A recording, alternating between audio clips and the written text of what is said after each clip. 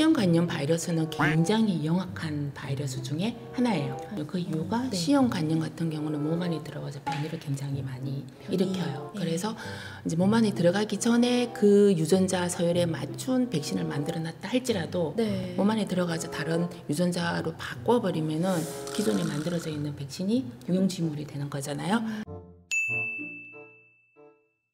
네, 안녕하세요. 보라보라입니다. 네, 오늘 이번에 모신 연구사 선생님은요, 양회정 선생님이세요. 반갑습니다. 네, 안녕하세요. 네, 어떤 분야이신지 소개 부탁드립니다. 네, 저는 생물이면은 모두 다 사랑하는 마음을 갖는 생명 과학자고요.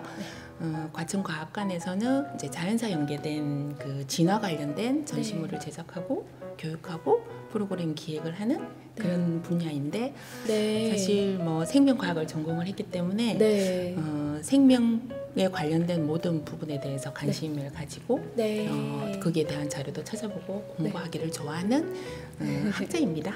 아, 네, 반갑습니다. 이제 책에도 여러 가지 분야별로 이렇게 나눠져 있잖아요. 과학은 지금에 보면 나눠져 있는데 그 중에서 이제 백신이나 바이러스 이런 부분 분야가 있더라고요. 또 그런 부분에 집필을 해주셨죠. 네, 그래서 또 요즘 초미의 관심사가 아닌가요? 또 바이러스와 백신 이런 부분들이.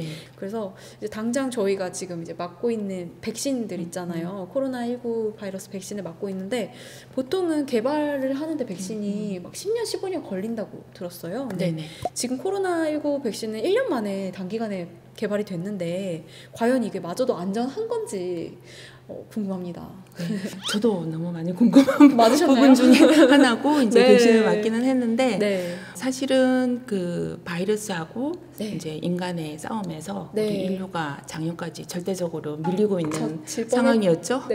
그러다 이제 그 인류가 구축해온 그동안의 그 과학과 기술이 집약적으로 한때 뭉쳐서 힘을 합친 결과 이제 mRNA 백신을 만들어내면서부터 약간 상황이 달라지기 시작했어요. 근데 mRNA 백신은 인류가 그 이전에는 한 번도 상용화해서 만들어진 적이 없었는데 기술은 2000년대 초반부터 사실은 나와 있는 기술이었거든요. 근데 요거를 쓸 수 있는 데가 이제 백신이라는 이 부분이기 때문에 이제 많은 과학자들이 노력을 하고 자본도 투입을 해서 이제 mRNA 기반된 이제 백신을 만들어낼 수가 있었죠. 근데 사실은 mRNA 그 백신을 만들어낼 수 있었기 때문에 백신을 제조해서 상용화까지 1년 만에 해낼 수 있는 부분이 있었어요. 그 이유가 mRNA 유전자 조합을 기반으로 한 그 유전자 플랫폼만 있으면 백신을 맨 처음에 제조해서 상용화까지 몇 주 만에 해낼 수가 있어요. 몇 주 만에도 가능하다. 이제 그 점 때문에 일반인들은 야 10년 내지 15년 걸려도 사실 좀 이렇게 부작용 때문에 걱정이 많은 백신을 1년 만에 만든 거를 우리가 과연 안전하게 믿고 맞을 수 있을까라고 생각을 하지만 바이러스로부터 우리 몸을 100% 안전하게 해주는 백신은 이 세상에 없어요. 100%는 없어요. 그리고 사실은 독감 바이러스 백신을 맞아도 죽는 분은 계속 생기는 거고 그거는 개인 또는 뭐 연령대별로 이제 면역력의 차이가 있기 때문이죠. 그래서 그렇다 할지라도 백신을 맞지 않으면 맞은 사람에 비해서 중증도로 전환될 비율이 엄청나게 많고 그다음 백신을 일단 맞으면 돌파 감염이 생겼을 때 그 돌파 감염자의 입에서 배출되는 바이러스 양이 맞지 않은 사람에 비해서 현저히 줄어드는 연구 결과가 수없이 많이 쏟아져 나오고 있기 때문에 백신을 맞는 것이 내 자신의 뿐만이 아니라 우리 가족, 우리 친구를 구할 수 있는 방법이기 때문에 적극 추천하는 이유입니다. mRNA 유전자 백신이 이제 상용화가 이제 막 시작된 거잖아요. 기존에 이제 원래 그게 이제 mRNA 유전자 백신 방식이 화이자랑 모더나잖아요. 그리고 또 지금 또 맞고 있는 아스트라제네카나 얀센 같은 경우에는 또 기존의 바이러스 백신 방식인가요? 그 차이점이 일반인들이 알아들을 수 있게끔 설명을 좀 한번 해주시면 좋을 것 같아요. 이제 두 가지 방식은 유전자를 사용한다는 점에서 굉장히 유사해요. 근데 사실은 여기서 말하는 유전자는 코로나 바이러스의 제일 위에 표면에 보면 이렇게 장미 꽃봉오리 모양으로 삐죽삐죽 둘러 나온 부분이 있잖아요. 그 꽃봉오리 중에 일부 유전자를 mRNA의 형태로 사람 몸 안으로 집어넣어 주는 거거든요. 그런 그 유전자 기반 백신이라는 점에서 얀센이나 이제 화이자 모더나는 서로 비슷한 부분이 있긴 하는데 가장 큰 차이점이 요 mRNA나 유전자를 우리 몸에 전달해 주는 그 배와 같은 역할을 하는 게 무엇을 썼느냐에 따라 차이가 납니다. 예를 들어서 화이자나 모더나 같은 경우에는 우리 그 세포막 안으로 들어가야만 세포 질 속으로 들어가잖아요. 세포막이 지질 이중층으로 구성되어 있거든요. 그러니까 지질이 많은 거예요. 기름기가 많은 성분. 그래서 그 지질 이중층을 뚫고 들어가려고 그러면 물과 기름은 상극이잖아요. 그러니까 물을 가지고 있는 mRNA 유전자를 쓰면은 그 부분을 통과할 수가 없는 거예요. 그래서 mRNA 유전자가 우리 세포몸 안으로 안전하게 잘 들어가게 하기 위해서 기름기가 많은 지질 나노 입자로 막을 둘러싼 거예요. mRNA 유전자 부분을. 이제 그에 반면에 바이러스 벡터 백신, 얀센이나 그 아스트라제네카 같은 경우에는 바이러스 벡터 백신이거든요. 요거는 벡터라는 게 다른 어떤 그 A 집에서 B 집으로 넘어가기 위한 배로 사용하는 게 벡터라고 생각을 하면 되는데, 요 벡터를 오랫동안 우리 인류와 같이 공존해 온 바이러스를 썼어요. 그게 뭐냐면 감기 아데노 바이러스거든요. 들어본 것 같아요. 그렇죠. 인류가 출현하면서부터 감기에게 많은 그 전염을 당해왔고, 우리 인류도 알게 모르게 요 감기 바이러스에 대해서는 면역성을 가지고 있는 거예요. 그래서 인류에게 가장 안전한 바이러스 중에 감기 아데노 바이러스를 벡터로 써서 그 안에 그 코로나 항원 바이러스를 일으키는 mRNA나 DNA 그 유전자를 집어넣어서 몸 안으로 집어넣어주는 역할을 하는 거죠. 그러면 이 이제 주사 맞는 거에 대한 좀 거부감이 있는 분들도 계실 수 있을 것 같은데, 또 미래에는 꼭 이런 백신을 주사가 아니라 좀 더 쉬운 방법, 다른 방법으로 주입을 할 수도 있나요? 네, 사실은 백신 접종하면서 요 부분에 관해서 또 과학과 기술이 접목을 해서 놀랄만한 이제 그 일을 이루기 시작했어요. 다름 아닌 2021년 6월에 이스라엘과 인도계의 그 오라빅스라는 기업이 있는데, 그 기업체에서 사람들이 너무나 주사를 공포스럽게 생각을 하니 그냥 알약처럼 먹는 백신을 한번 개발을 해보자 해서 올 6월에 알약형 경구용 백신 개발에 착수를 했거든요. 그래서 그것도 너무 듣기 좋고 고무적인 내용인데, 그것뿐만이 아니라 옥스퍼드 대학에 있는 사라 길버트 교수님 같은 경우에도 그뿐만이 아니라 아예 그냥 스프레이 형태로 요 코에서 이렇게 탁 분사를 하면 백신을 맞는 것 같은 그런 스프레이형 백신도 개발에 착수했다는 좋은 소식이 들리거든요. 너무 편하겠어요. 그리고 이제 또 하나 더 나아가서는 패치형으로 이렇게 백신을 붙이는 경우는 그 뱀이 그 독리를 가지고 이렇게 하는 그거를 이제 모방한 케이스인데요. 그러한 거를 이용해서 패치처럼 붙이는 주사기도 개발될 것 같습니다. 그러면 이제 코로나 바이러스에 대한 백신 이야기를 해주셨는데, 또 그 외에도 바이러스로 유발되는 많은 질환들이 있잖아요. 저희가 모르는 것들도 있을 수 있는데, 위험한 이제 바이러스로 인한 질환들이 뭐가 있을까요? 보통 4대 감염 질환으로 생각을 하면 에이즈, C형 감염, 그다음에 결핵, 말라리아, 이 정도는 이제 손으로 꼽을 수가 있는데, 앞에 말한 그 에이즈나 C형 감염 같은 경우에는 바이러스 매개 질환이거든요. 바이러스가 우리한테 옮기는 것입니다. 그래서 대표적으로 이제 에이즈 같은 경우에는 후천성 면역 결핍증이라 해서 에이즈 바이러스에 감염이 되면 외부에서 들어오는 항원에 대한 그 면역 시스템이 완전히 파괴되기 때문에 조그만 감기에 걸려도 죽는 병이죠. 그죠? 그게 그래서 무서운 거죠? 그렇죠. 그리고 이제 C형 간염 같은 경우에는 C형 간염 바이러스 때문에 이제 발병하는 건데, 이 C형 간염 바이러스 같은 경우에도 치료제는 나와 있지만 아직 백신은 개발 전이거든요. 그리고 이제 말라리아 같은 경우에는 바이러스 매개 질환이 아니에요. 말라리아는 말라리아 원충이라 해서 원생 생물에서 이제 감염되는 거라서. 기생충 같은 느낌. 그렇죠. 그다음에 또 마지막에 남아 있는 그 결핵균 같은 경우에도 결핵은 균이거든요. 세균이라서 또 요거는 바이러스가 아니에요.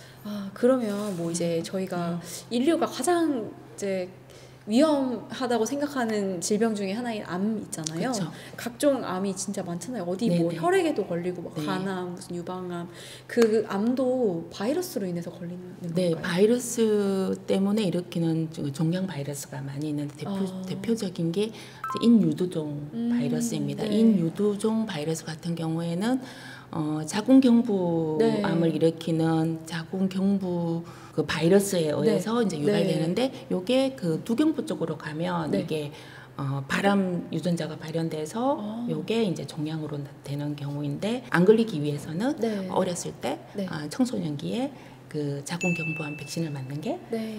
굉장히 가장 안전한 방법입니다. 역시 바이러스에 싸울 수 있는 가장 좋은 방법은 백신입니다. 네. 네.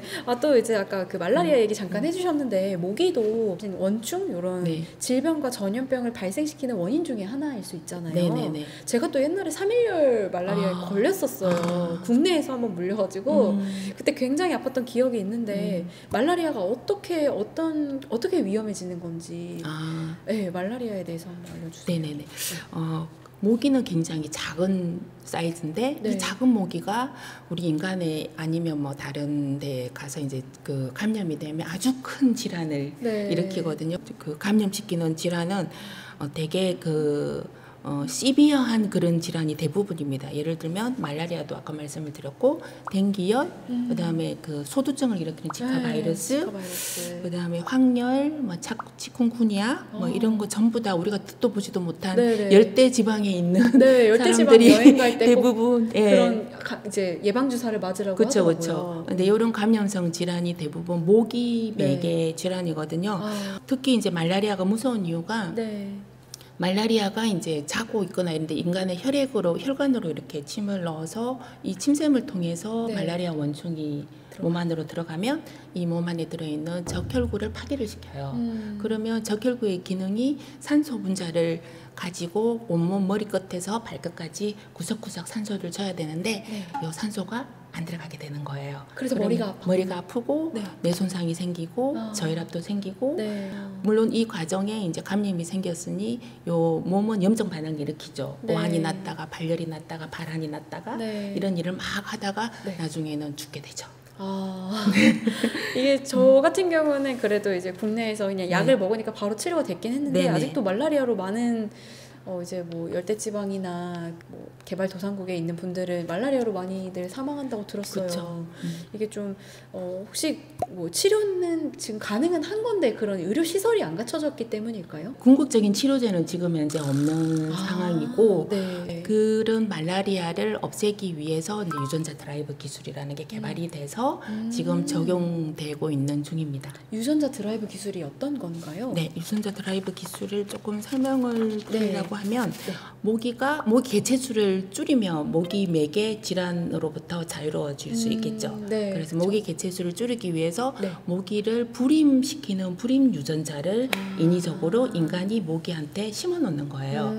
그래서 여기에 보면 유전자 드라이브에 GM 모기가 가지고 있는 불임성 진이 있고 요 상대편에 있는 나의 교배시킨 정상형 야생형의 요 대립형질이 같이 딱 부딪히면은 요 제한 요소를 써서 요 필요 없는 이 부분을 가위처럼 절단을 해서 내버리면 요 반대편에도 절단한 부위에 불임 유전자를 가지고 있는 유전자로 채워 넣게 되는 거예요. 여기서 태어나는 모기는 100% 불임을 가지고 있는 유전자만 가지고 있어요.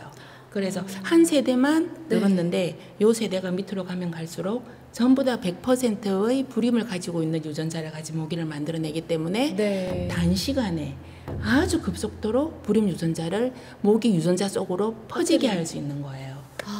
원리가 이해가 가는데 이렇게 되면 모기 개체 수가 시간이 지날수록 확 줄어들지 않을까요? 그렇죠. 그래서 대부분 보면 유전자 드라이브를 심지 않은 그냥 GM 모기 같은 경우에는 전통적으로 멘델의 유전 법칙을 따르거든요. 그러면 멘델의 유전 법칙을 따르면 1세대에서 2세대로 넘어가면 50%의 개체수만 그 불임을 가지고 있는 모기가 됐다가 네. 2세대로 넘어가면 네. 반으로 다시 줄어들어 25%, 3세대 12.5%.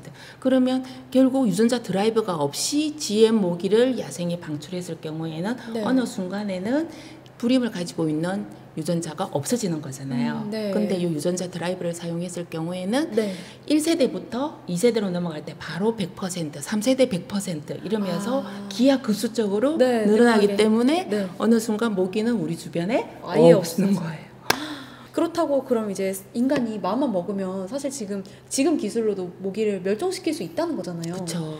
근데 그렇게는 안 하고 있어요 지금. 근데 그렇게 네. 하지도 말아야 되고 네. 해서는 안 되는 되나요? 이유가 있습니다. 아주 하찮은 모기가 우리 눈에는 하찮고 아주 심각한 질병을 일으켜서 우리 미워 죽겠는데. 입장에서는 믿고 없어져 버려 네. 화성이나 가버려 이런 생각을 가질 수 있는 모기라도 네. 전 지구적 생태계의 이 측면에서 보면은 모기도 생태계를 구성하고 있는 아주 중요한 포지션을 가지고 있거든요. 그래서 우리가 마음대로 우리 입장에서 얘는 필요 없어 없애버려 이렇게 해버리면 생태계의 어느 부분이 구멍이 붕붕붕 생기죠. 그러면 그 구멍 때문에 결국 그 부정적인 영향이 언젠가는 네. 인류에게 미치기 때문에 인간이란 이 작은 눈으로 바라보는 네. 시야를 거두시고 네. 과연 모기를 멸종할 수 있는 권리를 우리 인간이 가졌을까? 그 자연 생태계에서 하찮은 생명은 절대 없거든요. 그래서 유전자 네. 드라이브 기술은 획기적이고 너무나 좋은 기술임에도 불구하고 네. 함부로 사용해서는 안 되는 양날의 칼 같은 그런 기술이라고 봅니다. 이게 단순하지만은 않은 것 같아요. 과학이라는 게. 네, 그래서 또 재밌는 게 아닌가 싶은데요. 아까 또 이제 감염 질환에 대해서 네 가지를 알려주셨는데 C형 감염에 대해서 여쭤보고 싶어요. 네. 이게 뭐 A, B, C, D, E가 막 계속 있나요? 네네. 감염이 뭐가 다른지. 지금 현재 이제 그 발견된 그 간염 바이러스는 총 5가지 종류예요. A, B, C, D, E까지 나와 있는데 그 중에 이제 우리 그 나라 사람이 굉장히 많이 접하는 게 앞에 3개예요.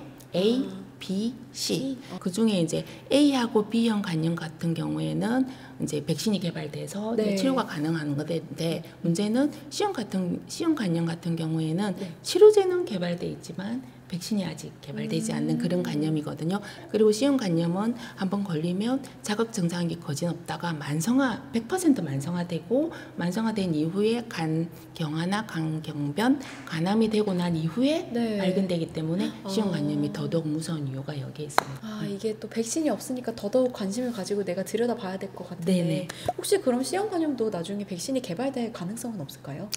C형 간염 같은 경우에는 백신을 만들기가 상당히 쉽지가 않거든요. 그 이유가 C형 간염 같은 경우는 몸 안에 들어가서 변이를 굉장히 많이 일으켜요. 그래서 이제 몸 안에 들어가기 전에 그 유전자 서열에 맞춘 백신을 만들어놨다 할지라도 몸 안에 들어가서 다른 유전자로 바꿔버리면은 기존에 만들어져 있는 백신이 유용지물이 되는 거잖아요. 그러한 경우도 있고 또 C형 간염 바이러스는 굉장히 영악한 바이러스 중에 하나예요. 그 이유가 뭐냐면 우리 몸의 그 면역 체계 중에서 T세포 면역이 따로 있거든요. 그래서 이 T세포는 종류가 딱 2가지가 있어요.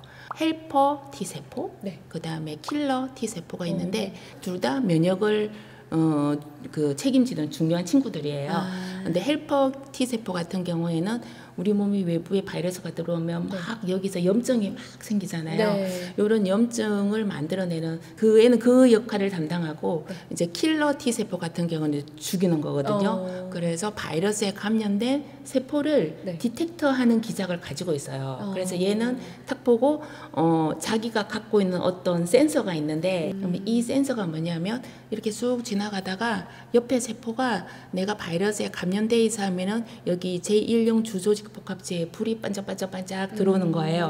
그러면 얘가 딱 그걸 보고 야, 너 바이러스에 감염됐구나 죽여야지 하고 딱 죽이는 세포가 킬러 T세포예요. 근데 C형 간염 바이러스는 너무나 영악해서 얘가 가지고 있는 이 센서가 발현을 못하게끔 차단을 시켜버려요. 진짜요? 그래서 바이러스에 감염돼 있으면 이 T세포는 C형 바이러스가 마치 좀비처럼 조정을 하기 때문에 역할을 못하는 거죠.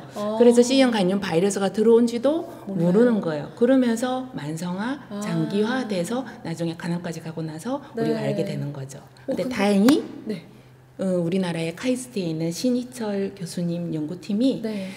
이 사실을 몇 년 전에 알아낸 거예요. 아, 그래서 그거 몇 년 전에요? 그렇죠. 네. 그 이전에는 치료제는 개발됐었는데 백신이 없었다가 그러면 요 과학적인 사실을 알아냈기 때문에 네. 요 C형 간염 바이러스를 멍청하게 만들기 위해서는 우리가 어떻게 해야 되냐면 요 제1형 주조직 복합체 요 저하를 막는 차단하는 기술만 써버리면 우리가 백신을 만들 수 있는 네네. 조그만 클류가 생긴 거나 마찬가지거든요. 그래서 그런 좋은 아주 네. 획기적인 희망적인 네. 연구를 우리나라 시작했나요? 카이스트에 계시는 신희철 교수님이 해냈어요. 아, 해냈나요? 네, 그래서 이거는 네. 다음에 백신을 만들기 위한 긍정적인, 네. 희망적인 사건이라고 생각하고 원인을 있습니다. 이제 알았으니까 이제 그에 대한 해결만 하면 되는 네. 상황인 거죠. 좀 네. 희망적입니다. 네, 여러 가지 좀 질병과 바이러스, 백신 이런 이야기를 해봤는데요. 네. 일반인들이 볼 때 이런 것들에 대해서 좀 어느 정도 알아야 된다고 생각하시는지 네. 마무리 말씀 한번 해주시면 좋을 네. 것 같아요. 저희가 이제 요 바이러스에 관해서 이제 항상 궁금하고 그다음에 그 몇 년 전부터 그냥 코로나 팬데믹에 그냥 네. 전부 다 치우쳐가지고 네. 있다 보니 도대체 이 코로나 바이러스는 어떤 애고 어떤 역할을 해서 우리를 이렇게 하고 네. 그 코로나 바이러스가 팬데믹이 되게 된 그런 과정이나 이런 게 왜 그렇게 됐을까 궁금하게 생각을 하면서 책을 찾아봤어요. 네. 책을 보니 네.